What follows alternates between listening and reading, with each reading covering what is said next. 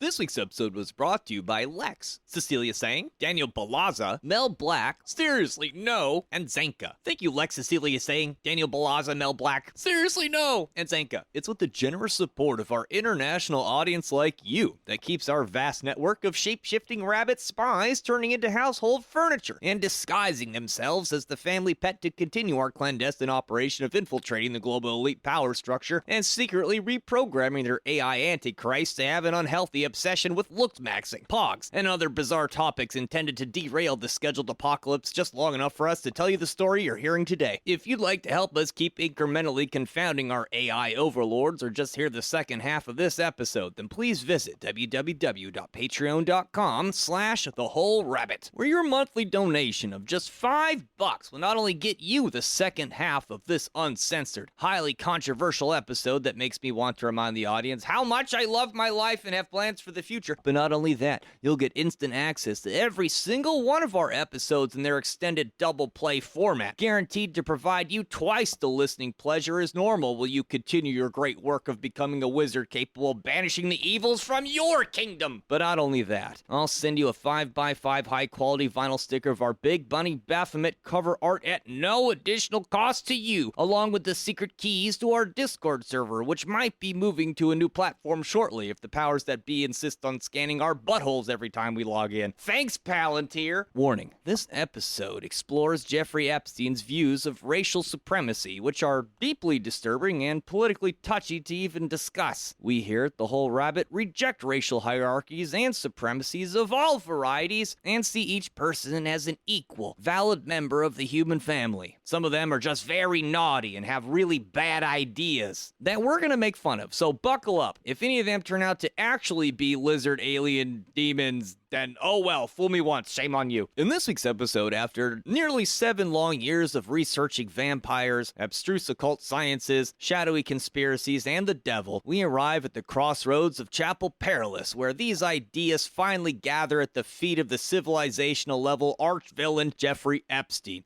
whose emails reveal a plan so vast, so cartoonish, and so evil, you threaten your very sanity by even considering it. In the free side of the show, we explore Jeffrey Epstein's network of scientists that he funded and met with on a regular basis in a prolonged effort to direct their various fields of research towards one single goal. In the extended show, we read victim statements and explore the supporting evidence that leads to a criminal conspiracy that involves baby farms, AI gods, and what exactly the hidden rulers actually believe about God, the devil, and other things you're not even supposed to discuss. But we do anyway. Thank you, and enjoy the show.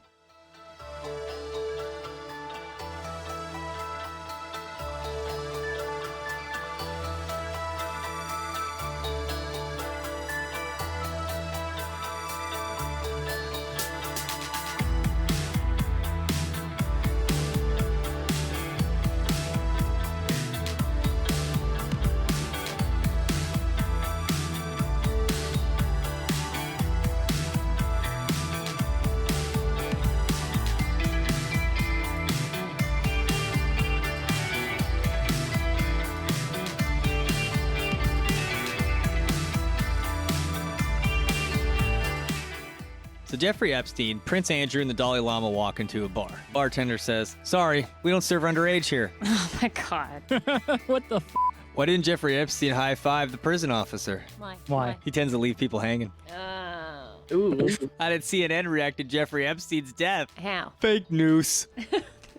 Noose, get it? Noose? I get it. See? You know how I know Ghislaine Maxwell must have really loved Jeffrey Epstein?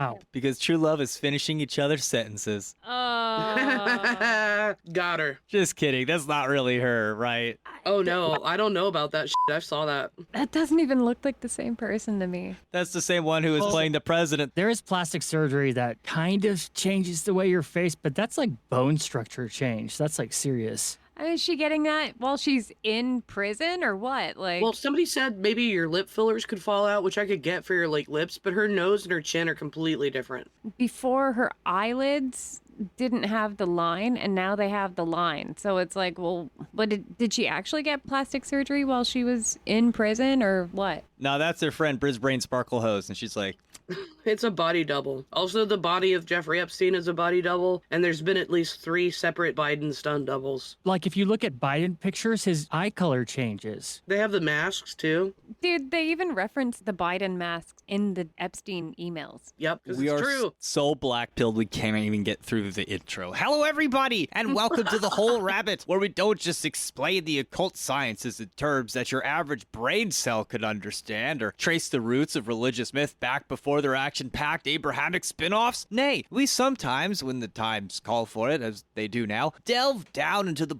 blackest depths of the conspiracy, into worlds so twisted and depraved that it threatens the sanity of all who gaze into it, drawing into existential peril the very heart of all those who would dare oppose it. Because this week, we're exploring the contents of the recent Epstein Files release. They call it the Epstein Library for some reason. J-Mail. Specifically for the parts that are too weird, science fiction-y, and evil for the mainstream to have considered. Until now. Really, we have to talk about this quickly before it gets memory holed by a thermonuclear war with a macroscopic race of aliens who like to grow us as corn. They're gonna need something major after this one to distract us. They really will. They're gonna grow us corn? They're gonna grow human corn. Oh. We've been joking about it for a while, but I'm starting to think we have the evidence now. I gotta get to the soundboard. No, don't go tell the aliens all this. The soundboard. Must. It's corn. It's got the juice. I'm your host, Luke Madrid, also known as the Hack Rabbit. I'm joined this week by the corgi with the AR-15 in a lab coat, Mari Sama. Give me science or give me death. The rainbow sparkle blood unicorn of the ages, Heka Astra. Hello. Was that ramble or rainbow? I don't know. And the slayer of the salacious Odysseys, Tim the heretic heartbreaker hacker. The ego wants to be special, but the soul just wants to be free. Well, Tim was researching for our episode on Project Looking Glass. The final, most expansive, and damning tranche of Epstein Files was finally released by the Department of Justice. A month late in heavily redacted form, of course, and the revelations within have blown up so intensely, we're left to wonder what the fallout will be. Part of the issue is that making sense of these millions of files falls upon passionate individuals like us, because the professionals are strongly incentivized to do just about anything else. You notice no celebrities are talking about it? I wonder why. After all, the Epstein Files show just how far his tentacles reached. While Jeffrey Epstein was largely known for being a convicted sex offender, rumors have long persisted that his wealth and influence were almost entirely due to his prolific ability to produce and leverage blackmail in elite social circles. After all, it does not matter how much money, power, or influence you have when your free will is bound up by blackmail. But for what purpose? To what ultimate end? Ghislaine Maxwell, Epstein's associate, and the only one convicted of anything thus far, is often suspected of having ties to the Israeli Mossad. That's like their secret spy people. Like CIA, but for Jews. Yes, we may talk about this as we go further, but this suspicion stems from the fact that her father, Robert Maxwell, was likely killed after allegedly double-dealing and attempting to extort the Mossad for something like $400 million or something. He was like, I'm gonna tell everybody what I did if you don't give me $400 million before he was done speaking. Well, Maxwell owned also a bunch of media empires, so he had a lot of leverage when it came to threatening Mossad, so... Mr. Maxwell must have his tang! I must have my tang! I must have it! For many people who went digging into this rabbit hole years ago, it would have been a sane conclusion to assume that Jeffrey Epstein was a spy and largely collecting blackmail for one government organization or another. Many suspect Mossad, others CIA collaboration. Although startling to consider, it makes a great deal of sense because despite how unthinkable it would be for most of us to do something so grim and horrible, almost any depravity is capable of being justified when it's done in the name of defending one's people or one's way of life. For some folks, the ends simply justify the means. And besides, it's unlikely you're ever to become an apex predator in that world unless you are both passionate and inclined to enjoy your work, if in fact you could call it that. But what if, as many conspiracy theorists suspect, the Epstein rabbit hole goes even deeper? What if Jeffrey Epstein was using his connections and blackmail for more than just maintaining the status quo, or advancing the interests of the United States, or Israel, or the Vatican, or Russia, or whatever? After taking one glimpse at the latest release of Epstein Files, this undeniably seems to be the case. Simply put, something really weird is going on beyond what you would normally consider the working of a spy. Without spoiling the second half of the last 2 episodes, we discovered during our initial look into the Epstein file release that the ultra-wealthy silver fox with an egg-shaped penis was getting up to a lot more than arranging fancy parties to catch Deepak Chopra on camera getting foot massages from Victoria's Secret models. By the way, I found a really short email between the great self-help guru Deepak Chopra and Jeffrey Epstein. It reads simply as follows. This is Deepak speaking, by the way. It says, God is a construct. Cute girls are real. Fucking cringe. that's what he should just say in the books! But then how would he make the money? You know what I mean? So as shocking or perhaps predictable as this may be, we found in our last 2 episodes that Jeffrey Epstein also had an interest in psychic research, even going as far as scouting young abuse survivors through his associate Gino Yu. And this is the best part, referring to her power level using terminology native to the psi research of Dean Radin, a scientist he was interested in funding in collaboration with AI pioneer Ben Gortzel. If any of this is starting to sound far-flung, anyone who's bothered looking into Epstein's emails is shocked to find there were probably very few science fiction concepts Epstein was not interested in looking into, if not outright funding. For him, the important aspect seemed to be results, not how impossible or believable something was. Yeah, he wanted to get in on the ground floor and make a ton more money, probably. Well, you get the impression that, like Diddy, he would organize parties for the scientific and political elite, where Diddy, it was like celebrities and musicians and artists and stuff like that. And you would assume that he would have interests that would pertain to, you know, throwing parties. And I guess a lot of his interests have a lot to do with networking. It's just that quite a bit of his networking was him getting actively involved in the research and directing where the research would go. Because oftentimes he was pulling the money strings. And in so much as science is a collaborative effort, he was putting the big minds together in the same room. Do you think that Oprah was pissed that Deep Throat Chopra turned out to be a freak? Only when she didn't have him chained underneath her desk. Because, like, she totally was, like, all in on this guy. Okay, Oprah also hung out with John of God, which we all know how that went. Like, she's in on it, dude. Yeah, and remember what she did to Dave Chappelle. Never forget. How about that bitch? So I don't know if you've ever heard Chappelle theory, but I can't start talking about it right now because I will never stop. Oh, like if he could just get her pregnant, he'd be set for life. No, this is whole, oh my God, have you not heard of Chappelle theory?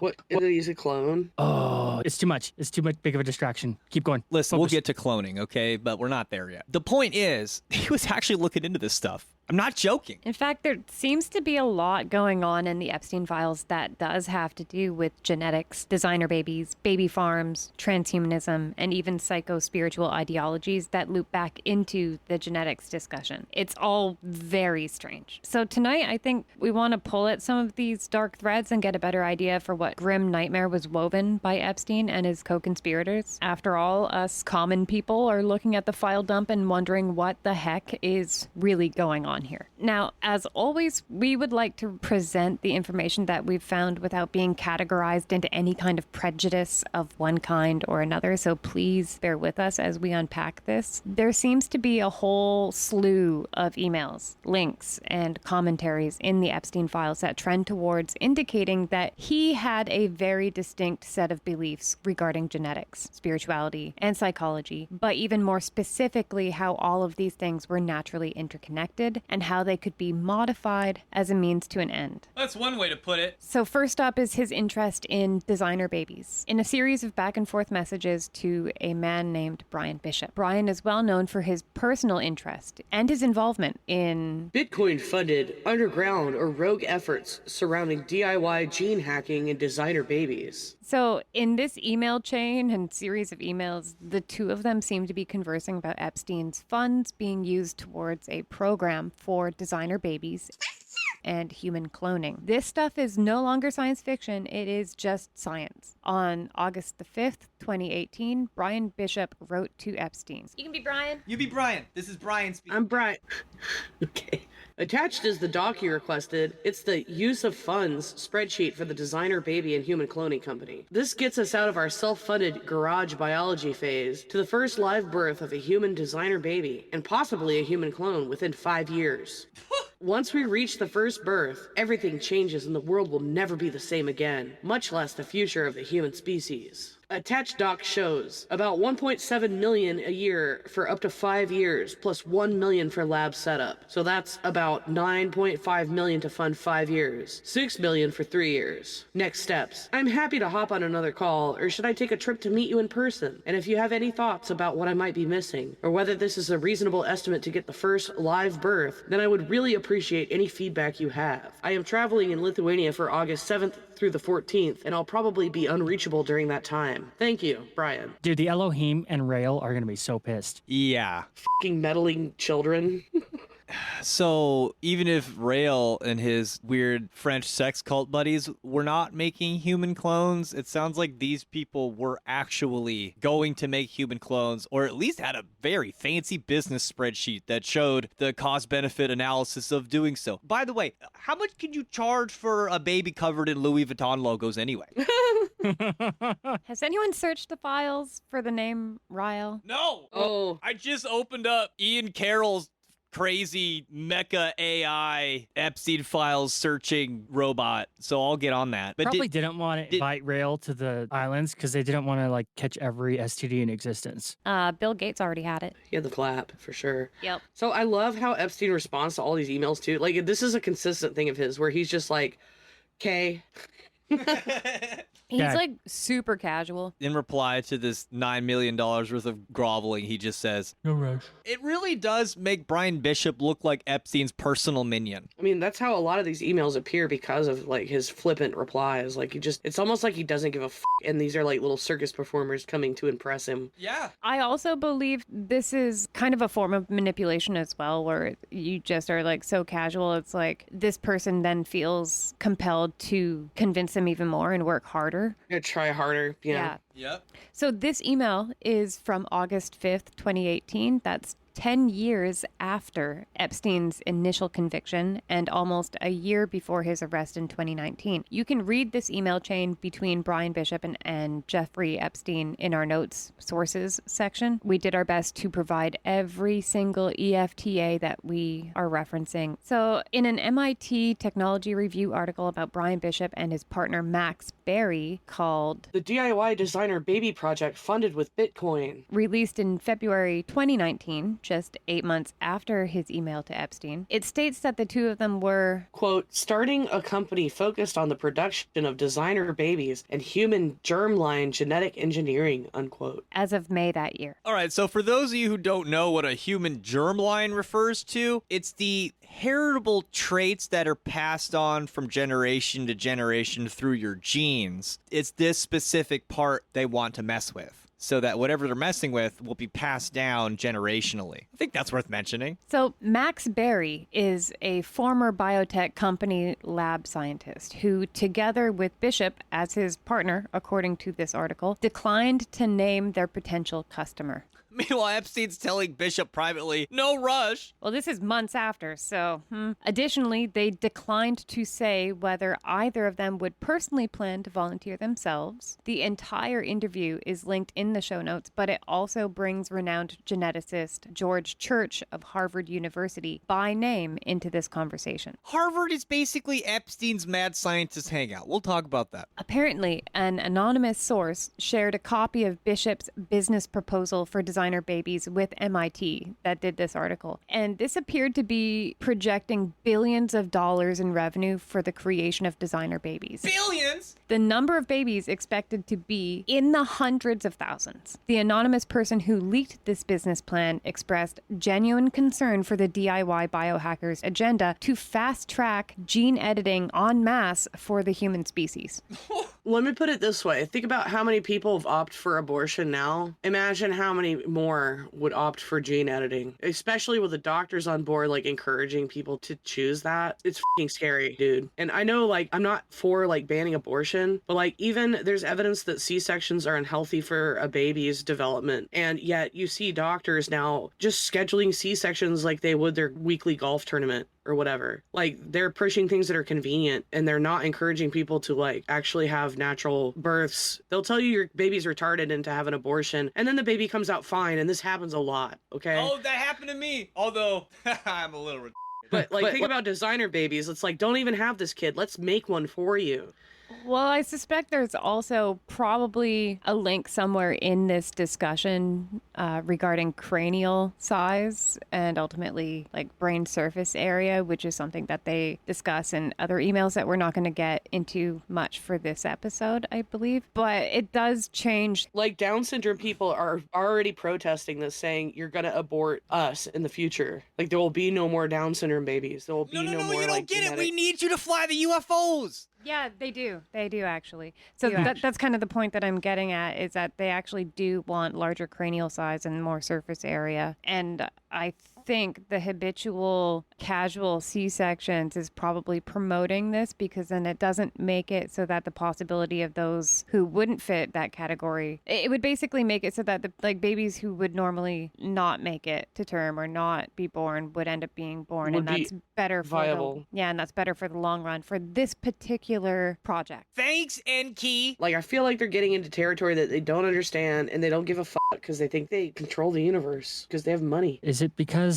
if you have a C-section, like the immune system of the baby is fucked up? It's not always the case, but there's definitely some like anomalies that happen. It's believed that there are a microbiome within the woman's like birthing canal that the baby needs to be like exposed to before it comes out. So if you try to give natural birth and then they cut it out, that's usually okay. But like the baby needs to be into the birthing canal before it can take those flora and fauna in. It helps the early immunity. May I explain using bro science? Yeah. All right, so Giga Chads like tight women, right? And they seek out these women and then they have babies with them. Now, the thing is, the ultimate level of intelligence of a human, because it's based on their head size, is limited by the tightness of their mom, right? So the ultimate goal here is to remove the birth canal from the equation entirely so that we can grow to our maximum intelligence, and that's why 10 million years in the future, we're all gray aliens that work for the mantis. Does this make sense? Yeah, I would agree with this. To me, what's worrisome is that if there is like a catastrophe or something happens where we don't have access to medical technology, we would literally instantly die out because there would be no more women left that could be able to birth these babies. I believe it has not so much to do with like the size of the brain, but the efficiency of the brain to communicate neural pathways across the surface area, which in itself is like a very complicated topic to approach. So, Mari, you're saying that if we went in that direction, you would have to have money in order to give birth. Yeah, you'd have to have like and at that point, women may not even be willing to carry the fetus because there'd be a machine that could do it. So like, why would you opt to carry it physically when you have like a birthing facility? This is why I'm worried about it, because like if all of technology, like what if we get hit by an asteroid or the sun flares up or something and like all of our technology dies and there's no women left that can like carry a baby to term? If we select over generations and generations of women that would have died during childbirth, they're not getting bigger. They're getting smaller. What if I told you this was part of the plan? I'm scared. Okay. Do you know why the royals used to have eunuchs? To guard the women? Because they weren't a threat. Uh-huh. I know they cut them dicks off and balls off for good reason. Bald and dick history, I am excellent at. Okay. Well, now they can do it through medicine. I'm just curious. Are you saying that that's how you castrate a woman? That's how you castrate an entire class of people. Whoa. Yeah, fair enough. So the MIT journalist writing this article we're talking about with Brian Bishop mentions how his method specifically of creating designer babies is totally different from other methods being developed, which normally work by injecting gene editing molecules into the egg during fertilization. Brian Bishop's method is a little different. So instead, Bishop's gene therapy would be done. Apply directly to the testicles. Ball on. Apply directly to the testicles. Oh my. So instead, Bishop's gene editing would be done directly to the testicles of male volunteers, which would then in turn produce the sperm that carries those genetic enhancements. I'm assuming this is, so that they can keep the act of sexual intercourse relevant, maybe. Excuse me, babe, before we hump, let me make sure I have my swimmers ready with their energy leg proteins available. So one strange comment from Bishop's slides regarding this plan was, quote, Outcome. First humans with transgenic sperm. And we begin taking pre-orders. You said outcome. my question is, how exactly are you going to take pre-orders if the plan is to have a dude infused with the DNA enhancements? How exactly does a pre-order for genetically modified testicles work? Is this like creating a waiting list for sex with a genetic gigolo? My dick cost a late night fee. I saw a South Park episode about this. It's like just Epstein just jerking it into a cup and sending it to you for $10,000. That's what's going on, isn't it? Hey man, if the shoe fits, in it. Ultimately, the plan was for hundreds of thousands of genetically modified babies. It's uncanny how much this is like episode 2 of Star Wars. I personally have a lot of questions and not a lot of answers. And it seemed to be stated here that they already had their first participant. An email months prior, Bishop emailed Epstein stating that... It sounds like you could be our first investor. Well, gee golly whiz gee willikers. And they did agree to meet for August 2nd. And then the communications, meetings, and info exchange just continued on and on and on. So it seems very likely. That same year, shortly after Epstein's arrest, the New York Times wrote an article about how Epstein planned to spread his DNA by impregnating multiple females at any given time at his ranch. I believe it was 20 at any time. I don't personally pay for the New York Times, nor do I wish to start, but I found some other links that basically summarize what that story said, which, in a nutshell, had to do with his interest in eugenics, surrounding himself with scientists, and making the idea of a baby farm into a reality. This plan even included post-mortem instructions to preserve his head and genitals on ice for future use. What kind of Futurama bullshit is this? I also think it's interesting that, like, the New York Times ran a piece on this, but the way that it's being presented up until now seems like, oh, what a crazy dude, that would never happen, right? That's so weird. So weird. So eccentric. They lie to you in that way where they, like, propose it as if it's like, oh, haha, it's just so funny, right? But it's real. It seems real evident that after you look through these emails, they had to say something because there was a mountain of weird birth clone related bullshit he was into. Also, if someone leaked it, they would have beaten them to the race, basically. Or like, oh, it was just that one dude. What a crazy guy. Yeah. Anybody who thinks it goes beyond this is obviously a conspiracy theorist. Yeah, wrong. So I wanted to know what Max Berry, the scientist who was Bishop's partner in this venture, had been up to since this article came out in 2019. I found it interesting that one of the last posts that he made on X, which was from June 11th, 2025, is a reposted photo from the researcher Jiankyu He. And Luke talked about this guy not long ago. He's that rogue scientist in China that was recognized for the CRISPR twin births of Lulu and Nana in November 2018, so the same year. This was the same rogue experiment which made one of the inventors of the CRISPR-Cas9 system itself recoil in horror when she found out about it. Barry's reposted photo shows Jiankyu posed in business attire at a table with the caption saying, Development of human embryo gene editing continues in the shadows. So this is just last year. I took a screenshot of it and posted it in the show notes. It doesn't seem like many other people are actually looking into that particular link.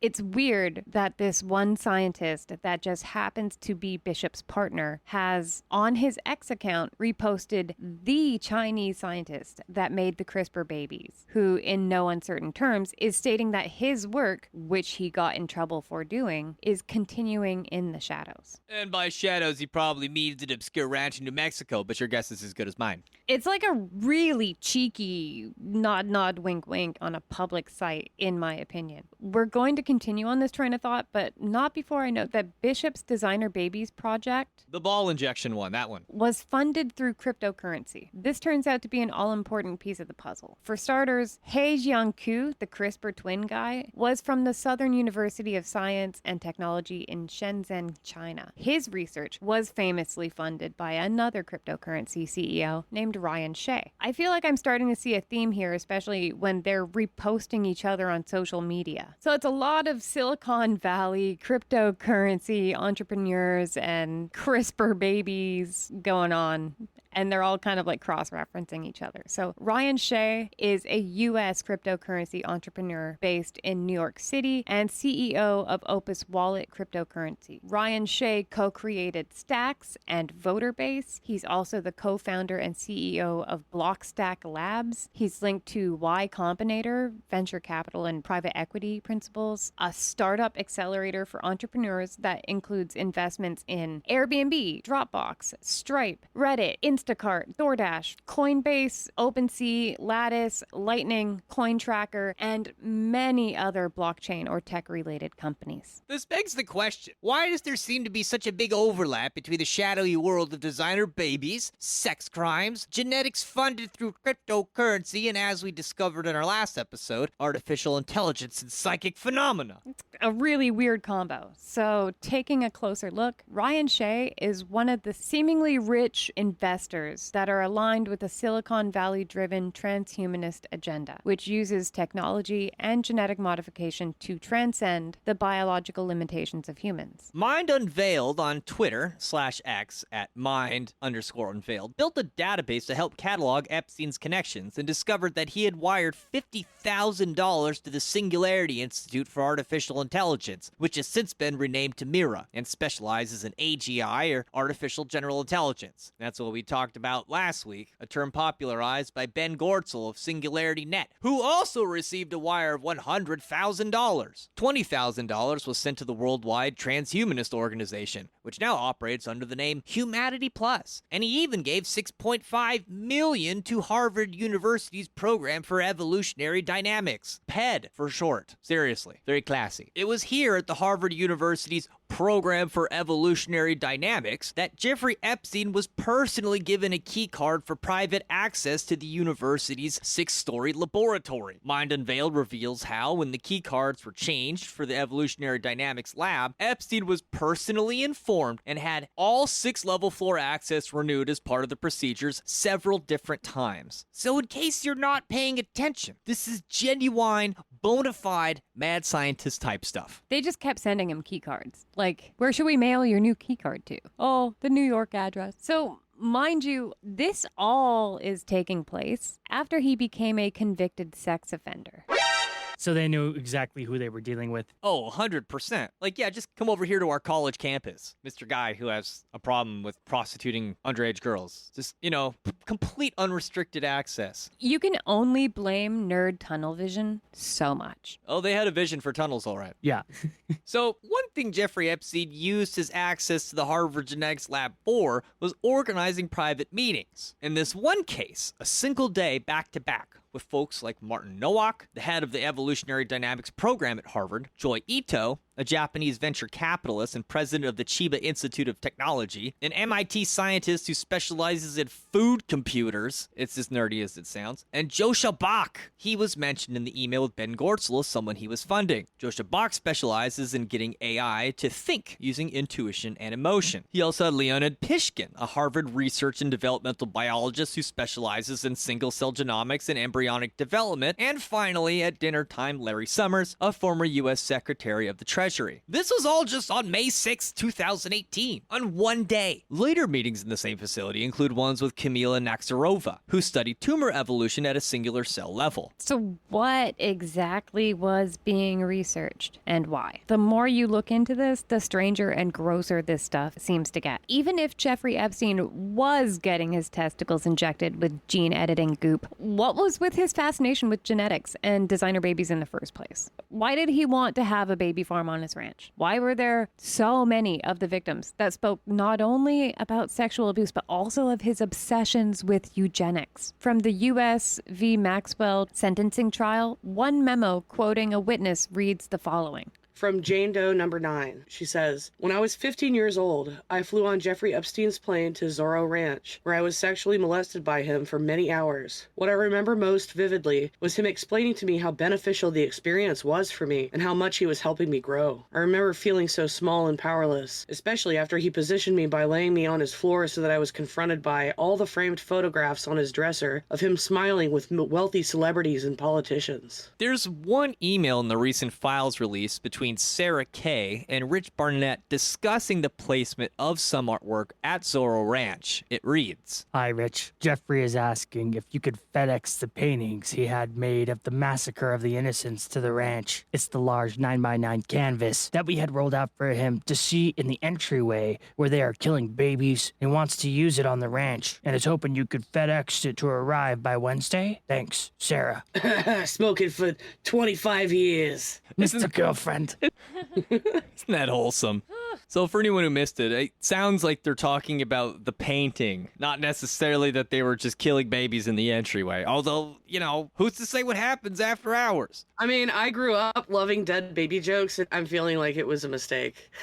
Yep. So, Massacre of the Innocents is a famous painting by Peter Paul Rubens, famous for being the most influential of Flemish Baroque painters, and is who is referred to when someone is called Rubenesque. Rubens painted Massacres of the Innocents twice. The first was when he returned to his native Antwerp after spending 8 years in Italy, studying where he picked up influences from the likes of Caravaggio. In the painting, enormous men can be seen stabbing bare-breasted women who grasp desperately at the blade, biting at their attackers' fingers as the little babies they hopelessly try and defend are smashed headfirst into marble stones. Their broken, bloodied bodies lay strewn unceremoniously across the ground, being trampled upon in the bedlam. The scene is meant to depict the episode of the biblical massacre of the innocents of Bethlehem, as related in the Gospel of Matthew 2:13-16. This verse resumes just after the three wise men give their offerings of gifts to the baby Jesus and depart. I'm gonna be sick. And when they were departed, behold, the angel of the Lord appeareth to Joseph in a dream, saying, Arise, and take the young child and his mother, and flee into Egypt, and be thou there until I bring thee word. For Herod will seek the young child to destroy him. When he arose, he took the young child and his mother by night, and departed into Egypt, and was there until the death of Herod, that it might be fulfilled which was spoken of the Lord by the prophet, saying, Out of Egypt I have called my son. Then Herod, when he saw that he was mocked of the wise men, was exceeding wroth, and sent forth, and slew all the children that were in Bethlehem, and in all of the coasts thereof, from 2 years old and under, according to the time which he had diligently inquired of the wise men. There's a few ways to spin this, but how else are we supposed to interpret that? It seems hard to not want to relate Jeffrey Epstein to Herod. I mean, killing all of the young children, like calling the next generation, is a form of eugenics, if you think about it. It's to avoid your destiny, I guess, or to manipulate the future in some way that's under your control and not under the control of everyone else. I mean, let's be real. Jeffrey Epstein's a pretty smart guy. He seems like a master manipulator, somebody that knew how to get under people's skin. I have a feeling the painting had some significance to him. It reminds me a little bit of Egyptian mythology. Doesn't something like this happen with Osiris and Horus? I'm sorry, I blanked out a bit. Are you talking about when Isis had to run away with Horus to the swamp because of Set? Yeah, because Set's trying to stop the young Horus from growing up because he's prophesied to ascend to the throne in the same way that Christ was prophesied to become the Messiah. Yep. Same way Moses was set in the river, only to be adopted by the royal Egyptians, but it was of being oppressed and having the children killed, of all of the Hebrews. And then likewise, Moses brings a plague and all of the children die, the Egyptian children die too. So it's seems to be like a common theme that happens during those times. You're right. So that does happen in both books of the Bible, but just a little bit different. Yeah. I mean, people keep wondering why I keep bringing up Horus and Set lately, but I mean, this is it. Well, I wanted to muse on this a little bit in the free show because we talk quite a bit about mythology, and frankly, we love to talk about Set and Horus. So it's not the biggest stretch in the world that perhaps Epstein is relating himself to Set to some extent. Could you think of it that way? Because we always want to accuse these people of being satanic, but I'm always over here like, these people are such nerds that they have to have some pinky in the air way of thinking about it themselves. You know what I mean? Well, it wouldn't be the first time that the Abrahamic God would be thought of in the context of the Lord or Baal Hadad as Setian. I mean, this is an ancient relation that was identified and acknowledged. I mean, I could go on and on and on. I think we're veering off a tiny bit. Well, it's relevant because there is an overlap here where the ruler of society has some vested interest in changing the entire genetic destiny of the civilization that they live in. It happens twice in the Bible. And I can't help but think of of Aleister Crowley's commentary about the Book of the Law, where he goes on and on about this Black Brotherhood, and how Aleister Crowley, at least the story that he tells us, is that he wants to create a new religion about Horus, who is supposed to avenge his good father, Osiris, and wrest the throne from Set and restore balance. And I always thought this was funny because here's Aleister Crowley speaking at what seems to be basic conspiracy parlance, which is like, yeah, the bad guys are these Illuminati Satanists, and all they care about is money and wealth, and they're like vampires, and like, you know, they almost got to God, but then they like fell short, and like now the best they can do is just like troll the rest of us who were like the underdogs. You know, it's like if it, you know. It's like the scene in the Holy Mountain where they get stuck at the bar, right? And there's like the dude who's like, I have conquered the mountain horizontally. This is a perfect thing to bring up. If you want to know who Jeffrey Epstein is and his buddies, go watch the Holy Mountain and wait until all the initiates arrive at the Pantheon bar. Jeffrey Epstein runs the fucking Pantheon bar. It's really obvious. Yeah. I founded the Academy. I give the awards. Here, you can win a trophy every year. Idiots! You don't know what you are losing.